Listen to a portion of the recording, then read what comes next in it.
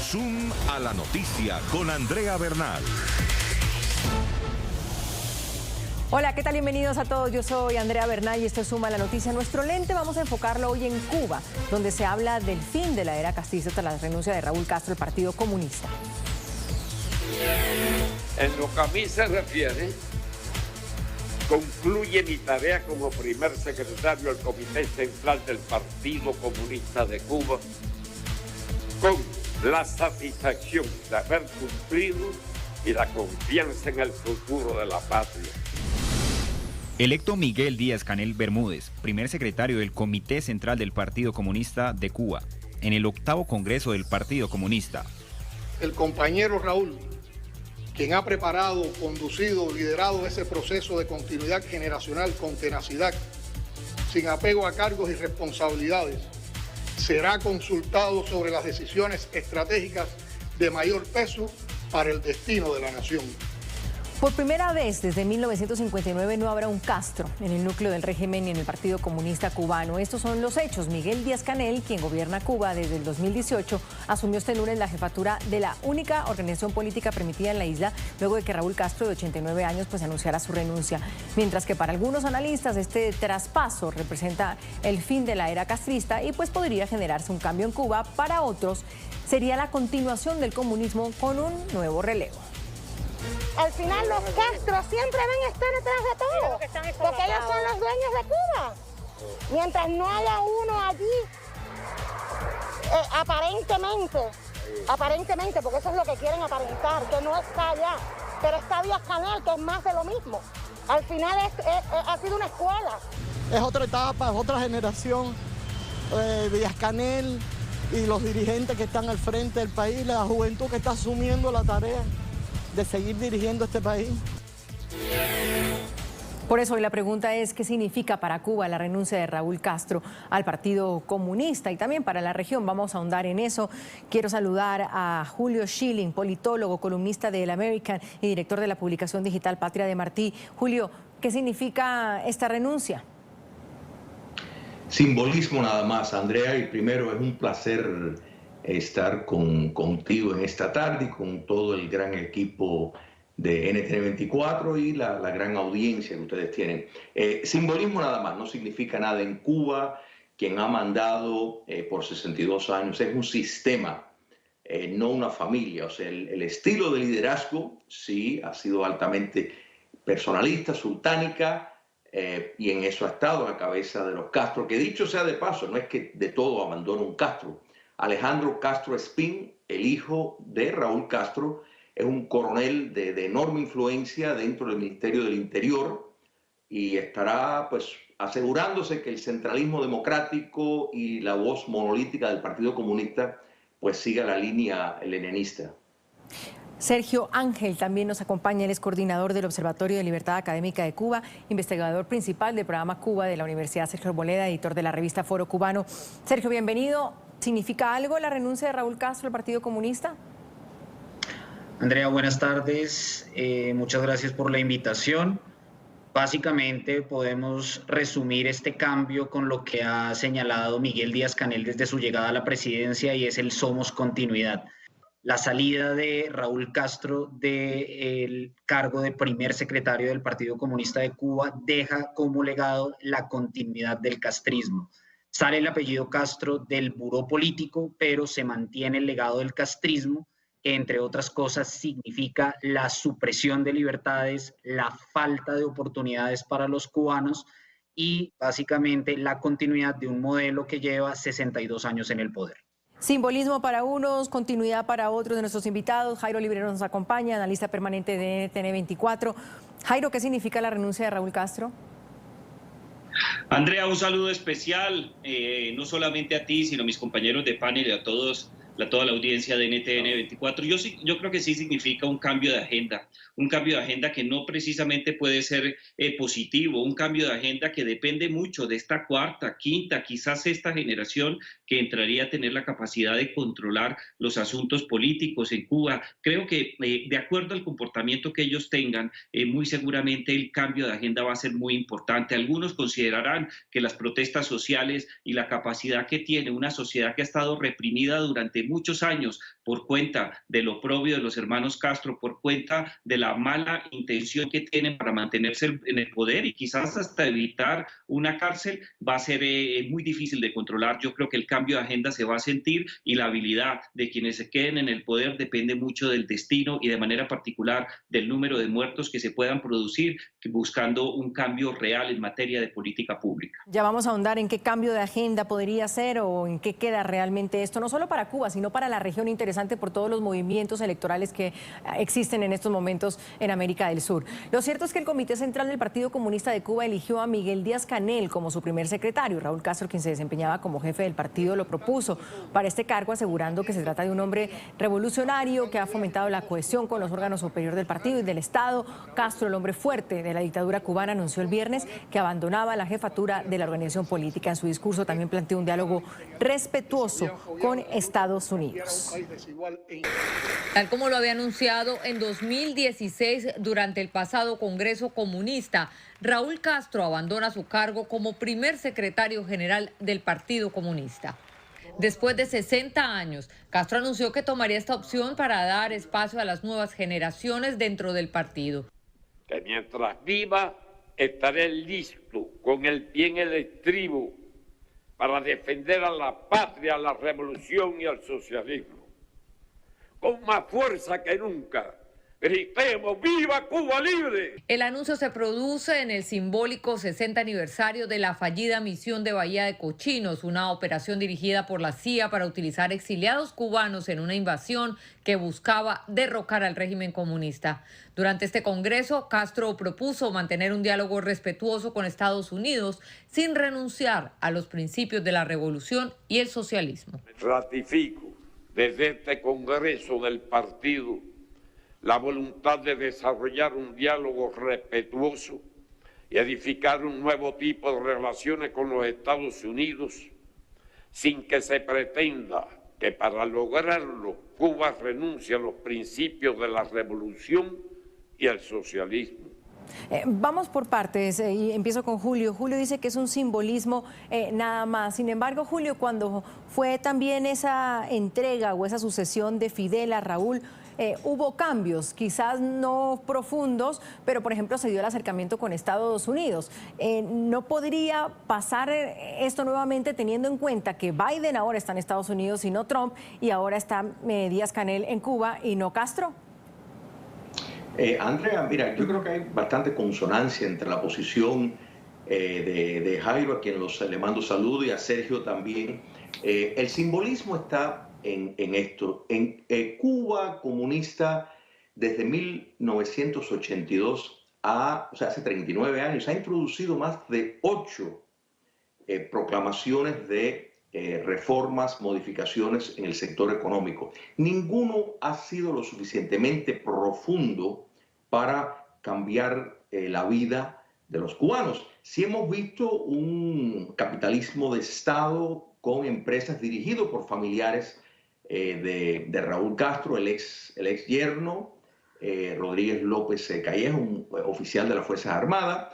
Y la razón es sencilla, no es que el castrocomunismo no sabe lo que tendría que hacer para poder mejorar y ser autosuficiente en el sentido económico, porque China y Vietnam nos dejan claro saber el curso que se puede tomar para preservar un Estado leninista y tener una economía híbrida. El gran temor del castrocomunismo es el fenómeno de la plaza de Tiananmen. En otras palabras, es natural que cuando un régimen totalitario empieza a abrirle espacio económico, que la sociedad pues reclame derechos políticos y civiles. Eso ocurrió en China, y en la plaza de Tiananmen en efecto se formuló lo que conocemos como el modelo chino, y eso es con esa masacre 10.000 personas a través de China, pues se consolidó el Estado leninista con una economía mixta. Entonces, el régimen castrista teme llegar a un punto donde se ve, digamos, obligado a lanzar las Fuerzas Armadas en un momento donde tal vez no respondan.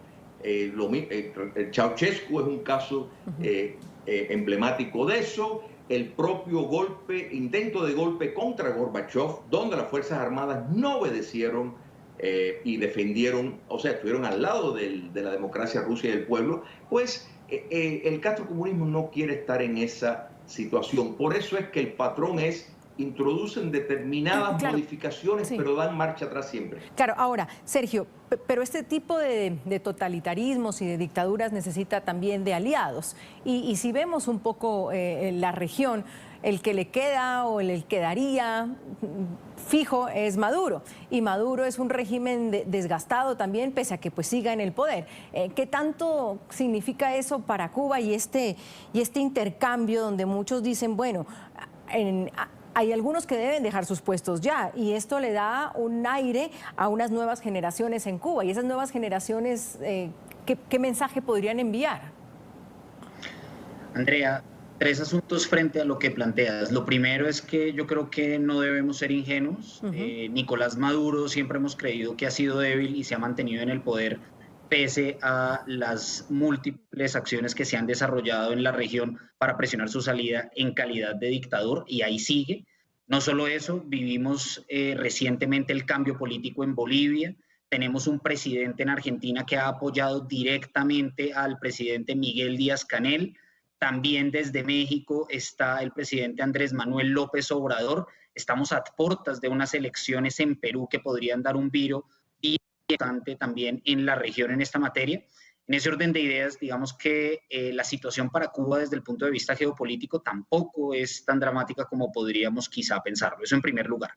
En segundo lugar, es de anotar que sí hay un cambio importantísimo dentro de la juventud cubana, solamente que esa juventud está excluida del poder político. Esa juventud que se manifiesta a través de las redes sociales, a través de los medios independientes, a través del arte y a través de la cultura.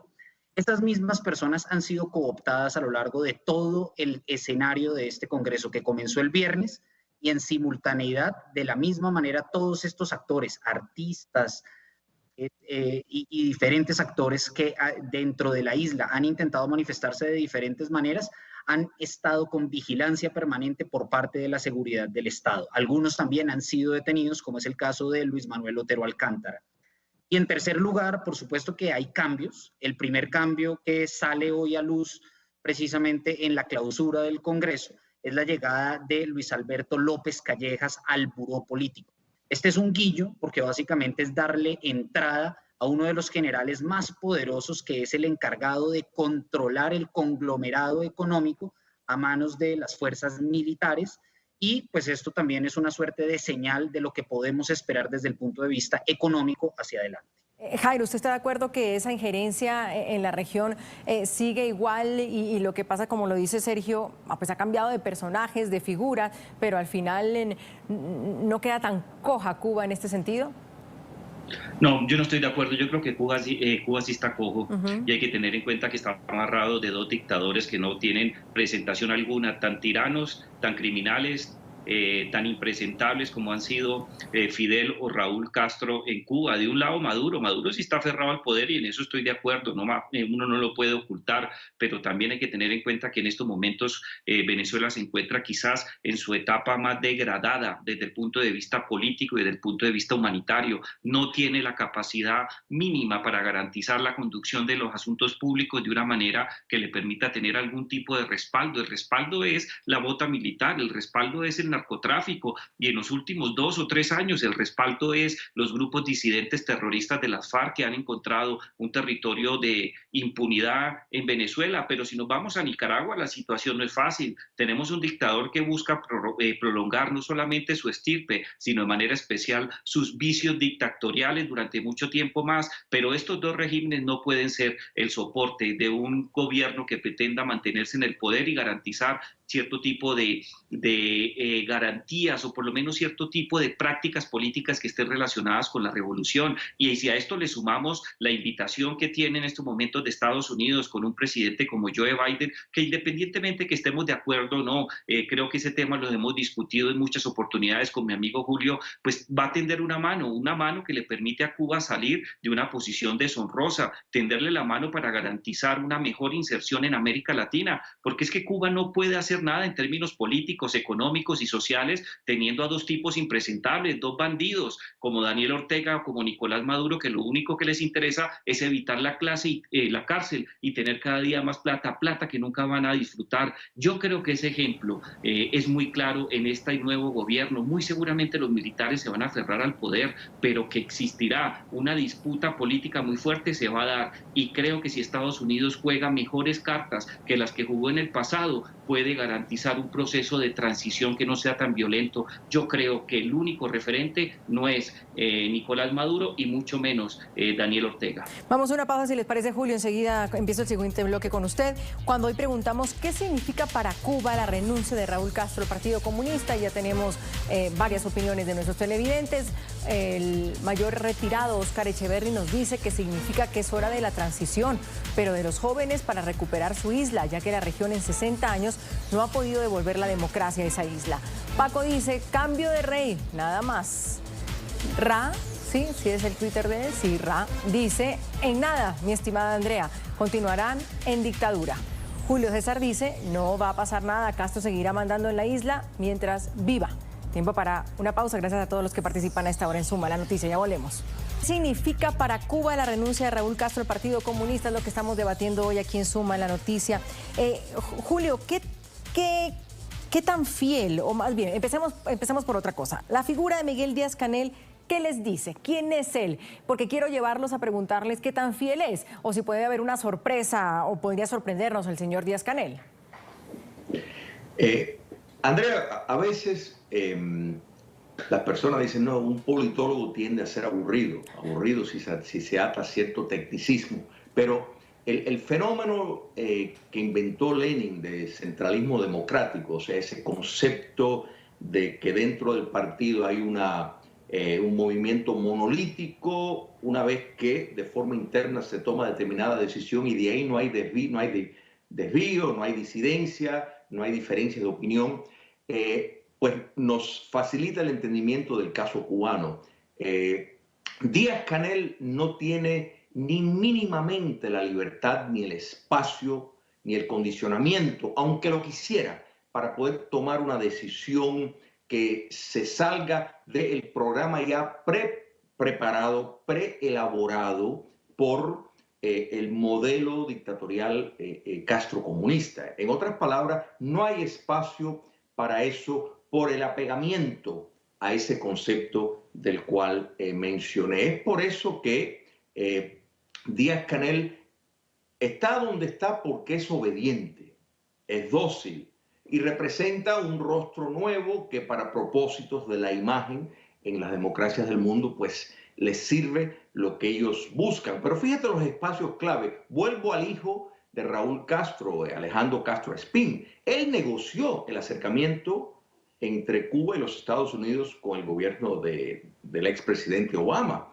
O sea, él tiene enormes relaciones estrechas con la Rusia de Putin y con otros regímenes autoritarios. O sea, que es una figura que precisamente está espiando al entorno político.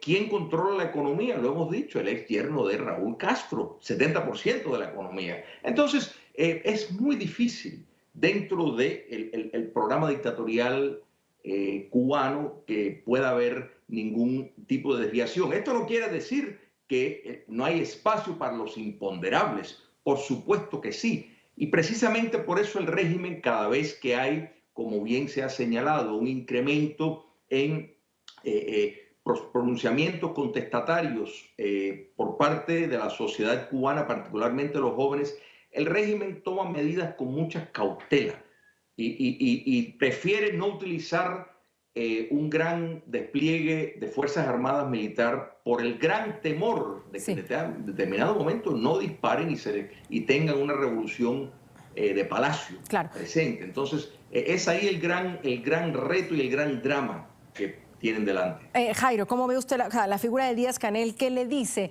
Y a quienes plantean que podría pues sorprender o qué tan fiel es Díaz-Canel al castrismo, ¿ahí no hay mucho que decir? No hay mucho que decir y además después de esa brillante intervención de Julio creo que queda muy poco, pero le sumo algo. Yo creo que Díaz-Canel es un delfín secuestrado por la corrupción, es un delfín secuestrado por la represión, es dócil, como dice Julio, sin lugar a dudas, pero es que él no es el hombre que va a definir lo que va a ocurrir en la isla en los próximos meses, no me atrevería a pensar siquiera un año. Él es un delfín dócil que va a hacer simple y llanamente una transición que no va a llevar a ningún lado, pero sí le va a permitir a otra persona, que puede ser Alejandro Castro u otra persona que tenga la capacidad de concitar atenciones de personas que estén interesadas en producir verdaderamente ese cambio. Díaz-Canel no va a durar mucho, por lo menos así lo veo, y me puedo equivocar en este tema de prospectiva.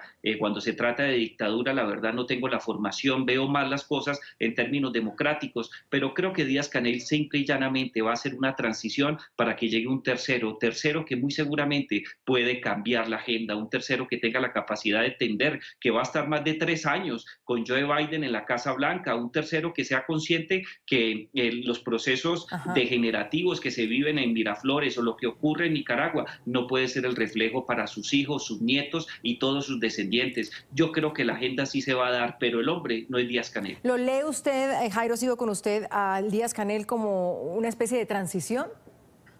Yo creo que es una transición y de corto plazo. Y cuando hablo de corto plazo no estoy pensando en 5 años, hablo de aproximadamente 12 meses, en el peor de los escenarios 18 meses. La docilidad de ese caballero, su falta de carácter y su propósito único y exclusivo de servir los intereses bajos de lo que fue la familia Castro le va a impedir mantenerse en el poder. Sergio, frente a eso, su opinión. Transición, muy largo tiempo en el poder, ¿cómo sería esa agenda que pone Jairo sobre la mesa? No estoy de acuerdo con lo que plantea Jairo. Creo que Miguel Díaz-Canel está allí para quedarse. De hecho, es de anotar y de recordar también que Miguel Díaz-Canel llega bajo la Constitución de 1976 en el año 2018, allí como presidente del Consejo de Estado y del Consejo de Ministros. Luego, con la Constitución del año 2019, es erigido nuevamente como presidente, pero ahora presidente de la República. Ahora digamos, llega casi que al mismo estatus de lo que en su momento tuvo Fidel Castro desde el año 76 hasta el año 2008, luego su hermano Raúl Castro desde el año 2008 hasta el año 2018, y ahora Miguel Díaz-Canel no solamente es presidente de la República de Cuba, que arrancó su periodo a partir del año 2019, es de anotar además que la Constitución del año 2019 contempla hasta una reelección. Eso quiere decir que en el plano más o menos estamos proyectando 12 años de su gobierno, y hoy día además es el más poderoso dentro de Cuba al también ser el primer secretario del Partido Comunista. También es importante recalcar que en Cuba el partido está por encima del Estado. ¿Eso qué quiere decir? Que más allá de lo que se pueda plantear, más allá de lo que pueda incluso cambiar dentro de Cuba, Miguel Díaz-Canel se pone por encima de. Ojo, esto yo lo digo más allá de lo que yo quiera o lo que yo piense. Es decir, a mí me parece absolutamente nefasta la figura de Miguel Díaz-Canel. Es una persona que precisamente por estar bien, no solamente con el buró político, sino con la familia Castro, ha congraciado a través del atropello y la violación de libertades civiles, políticas, y ahora incluso, producto de sus propias transformaciones, tiene a los cubanos comprando en tiendas en dólares, cuando los cubanos reciben solamente sus pagos en pesos cubanos, pero además ahora los tiene haciendo colas para productos de primera necesidad. Entonces es un tipo absolutamente nefasto desde el punto de vista de gobierno, pero tampoco podemos ser tan ingenuos de creer que en unos cuantos años o en unos meses, como dice Jairo, va a salir del poder. Ahora, Julio, quizás yo lo digo más desde el deseo, pero algo tiene que cambiar, o algo puede cambiar, o algo va a cambiar. ¿Y por qué digo? Porque la Cuba de Fidel Castro no es la misma de hoy. La Cuba de Raúl Castro también es otra. ¿Cómo ve usted la Cuba de Díaz-Canel? Andrea, mira, yo creo que tú quieres traer, y me parece muy bien, y yo comparto ese optimismo de que tú tienes, porque hay una realidad. O sea, sabemos lo que el castrocomunismo, y es predecible lo que ellos necesitan que hacer para preservarse en el poder. Díaz-Canel es básicamente el eunuco perfecto. Por eso está ahí y por eso continuará mientras sirva los propósitos del castrocomunismo. Ahora, hay una realidad. Cuba está en su peor crisis desde la conclusión de los subsidios soviéticos. La producción de azúcar, para que tengan una idea, Cuba en su momento fue la mayor productora de azúcar en el mundo, está en los niveles que estaba en 1894, cuando hay o sea, ha acabado de pasar una guerra y al inicio de la guerra de independencia. O sea, de 1894 demuestra la baja productividad. El tema de las remesas, esa economía que las reformas económicas pues esperaban depender, los famosos 2.500 millones de dólares anuales de inversión, no han llegado ni van a llegar, por una razón sencilla. La nación cubana que vive fuera del territorio, ¿verdad?, insiste en que Cuba tiene que transitar hacia no un modelo chino tropical, sino una democracia. Esto es fundamental, porque cuando miramos las liberalizaciones económicas en China, la emigración china en Macao, Taiwán y Hong Kong aportó en inversión. Fueron los primeros que facilitaron la creación de ese monstruo que es el modelo chino. La emigración cubana, el exilio cubano, no está jugando ese papel, todo lo contrario. Fíjate que incluso no es un fenómeno ni partidista. En los Estados Unidos probablemente el senador demócrata de mayor influencia en relaciones exteriores, Bob Menéndez, claramente está a favor de privarle de recursos al régimen castrocomunista y tiene una enorme influencia sobre la administración de Joe Biden. Claro. Entonces, eso es un factor determinante en el curso esperanzador que puede esperar el pueblo de Cuba. Claro, ahora Jairo, si nos enfocamos solamente en un tipo de relación que es la de Estados Unidos, que estaba, digamos, como congelada o en stand-by en la era Trump y se abrió en la era de Raúl Castro con Obama, ahora hay otros, Joe Biden y Díaz-Canel, y lo pongo sobre la mesa nuevamente. ¿Podemos ver si lo podemos llamar un descongelamiento en esa relación? Yo creo que va a haber un descongelamiento que no solamente se va a traducir en un tipo de intercambio de opiniones para buscar un mecanismo que le permita de un lado a Joe Biden sacarlos de la lista de países patrocinadores o por lo menos países que protegen actividades terroristas por cuenta de los problemas que se han presentado precisamente con Colombia y una delegación de miembros del ELN que están vinculados con terrorismo, con actos de narcotráfico, de manera particular con la muerte de unos jóvenes que ocurrió hace 2 años en la escuela de formación de cadetes de la Policía Nacional. Ese tema yo creo que va a ser fundamental. Estados Unidos muy seguramente va a buscar un mecanismo de enviarle ese mensaje, de estar interesado en sacarlos de la lista y buscar nuevamente un proceso que permita consolidar las relaciones consulares y diplomáticas. Ese punto va a ser esencial porque ahí vamos a darnos cuenta hasta dónde puede llegar Díaz-Canel y de manera particular cómo la nomenclatura que lo acompaña, no solamente los que están más pegados al poder, sino quienes tienen las riendas por detrás, que todavía no se muestran como deberían serlo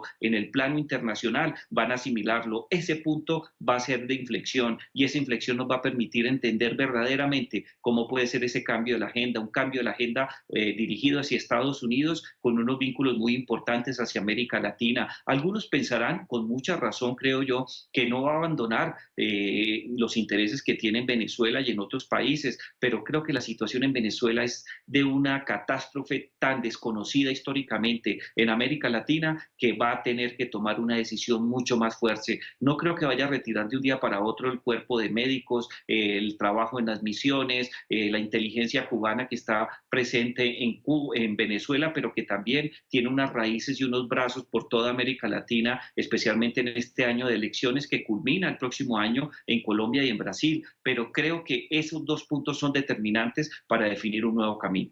Sergio, dentro de este Partido Comunista que hoy para algunos cambia de cara o de agenda o podría airearse con nuevas generaciones, es claro, como dicen analistas desde afuera, que la dictadura revolucionaria en Cuba pues ya no tiene ningún significado técnico ni ideológico en el mundo. ¿Son conscientes de eso? Bueno, ahí es importante anotar que también hay varias aproximaciones. Quizá la más conocida es una aproximación desde Rafael Rojas, en donde se establece que realmente la revolución culminó en el año de 1976, donde se establece la Constitución. Sin embargo, cuando se plantea esta periodización y se dice que la revolución termina en el 76, hay un punto de ruptura allí entre aquellos que desde adentro de el poder en Cuba sostienen que hay una continuidad de la revolución. De hecho, la forma de llamar cada uno de los años en Cuba es alusiva precisamente a ese proceso revolucionario, y aquellos que están del otro lado y precisamente sostienen que en Cuba ya no hay un proceso revolucionario. El proceso revolucionario, a mi modo de ver, básicamente culminó en el momento en el cual se produce una escisión entre aquellos que están en el buró político y aquellos que viven en la cotidianidad cubana, entre aquellos que tienen que vivir realmente de lo que ganan y al mismo tiempo que sostienen a su familia gracias a las remesas y a aquellos trabajos por cuenta propia. ¿Eso qué quiere decir? Que básicamente la revolución perdió absolutamente todo crédito en el momento en el cual ese proceso que se enarboló en el año de 1959 en cabeza del pueblo cubano dejó de representar al pueblo cubano y terminó estando construido en su contra. Así las cosas, básicamente no hablamos hoy de una revolución, la revolución culminó hace mucho tiempo atrás, pero sigue estando en disputa la idea de lo que es revolucionario hoy o no, y por supuesto que no se habla de revolución. ¿Qué significa para Cuba la renuncia de Raúl Castro al Partido Comunista? Es nuestro tema de hoy. Tenemos muchísimas opiniones de nuestros televidentes, la cual agradezco, no voy a poder leer todas, pero aquí siguen saliendo algunas. Alberto dice, un pasito más hacia la democracia, lento, pero es una mínima oportunidad de cambios más profundos que habrá que hacer. Y Bermeo nos comenta, con la renuncia de Raúl Castro al Partido Comunista de Cuba no habrá ningún cambio en la política interna y externa de la isla, todo seguirá igual, no habrá ningún cambio en la política de hambre, solo es un cambio de personas, nada más, habrá cambio cuando haya elecciones libres. Fernando dice que democracia, espera él, espero yo, dice Fernando. Carlos dice, significa que seguirá el comunismo en Cuba. Y siempre duda, en nuestra cuenta nos comenta que muy poco va a pasar. Lo único que realmente puede cambiar las cosas son elecciones libres y democráticas. Otra pausa aquí en Suma la Noticia, ya volvemos. Nuestro tema de hoy, ¿qué significa para Cuba la renuncia de Raúl Castro al Partido Comunista? Es lo que estamos analizando hoy. Julio, para que no quede en el simbolismo o simplemente en una continuidad, ¿qué tendría que pasar en Cuba?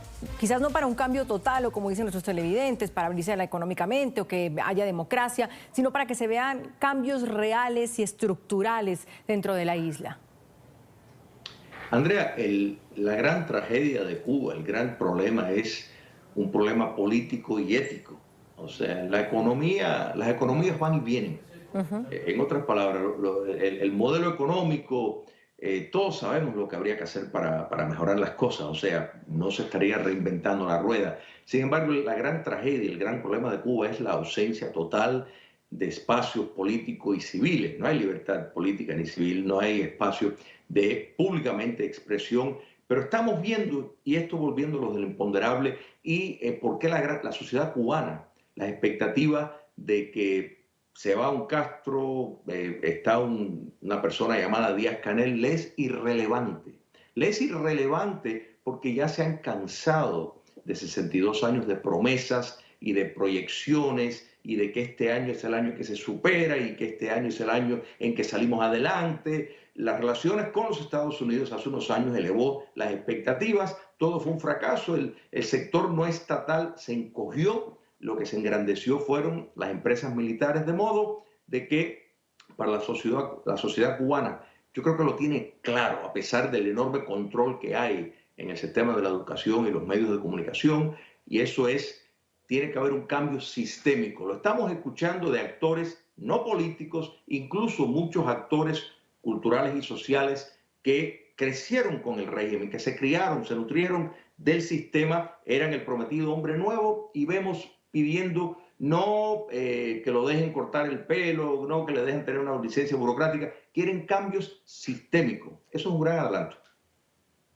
Jairo, cuando son cambios sistémicos, y yo vuelvo quizás a me llama la atención cuando usted dice un cambio de agenda, ¿podríamos ser más específicos? ¿Cambio de agenda ¿En dónde? ¿Cómo usted ve la Cuba de Díaz-Canel? Cuando yo lo ponía en contexto, son otros tiempos, es otro momento. El péndulo en América Latina cambia con frecuencia de derecha a izquierda, centro, el socialismo del siglo XXI. Es decir, ¿cómo se ve ese cambio de agenda? No sé si a corto plazo quizás. Yo lo veo a corto plazo en dos escenarios que son muy importantes. El primero, las formas en las cuales se va a relacionar con América Latina. Creo que ese es un soporte que le puede permitir a Cuba no solamente tener una transición lo más pacífica posible, sino reinterpretar las condiciones de poder que tú acabas de señalar. En la vida democrática en América Latina hemos visto cómo el péndulo se mueve de un lado al otro, el espectro político, en algunas ocasiones con situaciones muy radicales, como lo fue el socialismo del siglo XXI, pero en otras yendo más hacia el centro y hacia la derecha para profundizar los procesos democráticos, fortalecer la economía y garantizar la vigencia de los derechos humanos. En algún momento se tiene que integrar a esta situación y desde ese punto de vista creo que Estados Unidos puede jugar un papel importante y países como Colombia, que en estos momentos tiene una disputa muy complicada por cuenta de la presencia de unos narcoterroristas que se ocultan en la isla, pero hay que tener en cuenta que Iván Duque le queda un poco más de un año, ya va a empezar el proceso electoral y muy seguramente esto puede facilitar con un nuevo gobierno una mejor transición e inserción en el caso de Cuba en América Latina, pero también internamente se puede dar un cambio de agenda, quizás una apertura más democrática, una situación que permita procesos democráticos donde la voz de diferentes sectores tenga eco en los procesos y se permita un mejor comportamiento político. Además, Sergio, en un momento de crisis social, económica, de pandemia, también cambia la coyuntura. Es como que al final todos nos necesitamos. Así es, Andrea, sí. Yo creo que Jairo y Sergio, perdón, Jairo. Sí, Andrea, hay que tener en cuenta en los temas económicos y de manera especial el comportamiento de un sector muy importante de jóvenes que han logrado insertarse con procesos de música, con expresiones culturales. Ya los dos compañeros de panel lo han mencionado en diferentes formas. Creo que hay un nuevo talento humano que está interesado en tener un proyecto de vida digno. Y cuando la dignidad juega un papel importante en materia política, lo único que se puede esperar de eso es la necesidad de abrir canales de expresión, que se escuche lo que piensa, especialmente la gente joven que quiere una vida completamente diferente, que está aburrida de ver la privación que tuvieron que padecer muchas generaciones, sus padres y sus abuelos, de manera especial frente a la represión que no tenía límites, frente a la persecución de una cantidad de personas que luchaban por algo que puede ser tan sencillo y comprensible en América Latina, como es la vigencia y el respeto por los derechos humanos. Cuando la dignidad tiene un juego, este tipo de situaciones se pueden revertir y yo creo que ahí es donde está el cambio de agenda, un cambio de agenda interno y un mejor relacionamiento con América Latina. Sergio, cierro con usted en un minuto, su conclusión, por favor. Yo no creo que el cambio venga directamente desde el régimen en el poder, de hecho se va a mantener y creo que es la continuidad precisamente de Miguel Díaz-Canel. La represión ha sido mucho más fuerte durante los últimos años, no solamente durante los últimos años, sino incluso durante los últimos meses y particularmente durante la última semana. Eso representa también la continuidad. Esto es un guiño directamente en dos direcciones. La primera, un guiño precisamente para fortalecer y dar un reconocimiento a lo que han sido estos años en el gobierno de Miguel Díaz-Canel. Y en segundo lugar, a Gaesa en términos de lo que representa precisamente cualquier tipo de apertura económica, siempre y cuando no haya ningún tipo de apertura en términos de derechos civiles y políticos. ¿Eso qué quiere decir? Que cualquier posibilidad de cambio viene desde abajo, desde el punto de vista de las movilizaciones que se han empezado a ver desde los barrios populares de La Habana y de las diferentes provincias, desde el movimiento San Isidro, desde las organizaciones independientes, desde los artistas, desde la literatura, desde los medios independientes. Ahí es donde podemos esperar presiones para que se genere algún tipo de transformación. Y Estados Unidos está en esa misma línea. Precisamente todo está bloqueado en este momento porque cualquier posibilidad de transformación pasa necesariamente por los derechos humanos. Mientras que para el régimen cubano solamente se restringe a pensar que el problema es exclusivo desde el punto de vista de las sanciones económicas. ¿Qué significa para Cuba la renuncia de Raúl Castro al Partido Comunista? Nuestros televidentes siguen opinando en nuestras redes. Lina dice que en términos generales nada, la isla seguirá siendo gobernada por los de siempre y así es muy difícil que ocurran cosas como que Biden opte por levantar sanciones. Jaime comenta lo mismo que ocurrió con la muerte de Fidel Castro, no mucho. Y Carlos dice que nada va a pasar. Última pausa, ya volvemos. Muchas gracias a Julio Schilling, politólogo, que nos acompañó, a Jairo Libreros, nuestro analista permanente de NTN 24, y a Sergio Ángel, coordinador del Observatorio de Libertad Académica de Cuba desde Bogotá, también estuvo con nosotros. Gracias a los tres, yo soy Andrea Bernal, nos vemos mañana con otros temas de debate, los espero.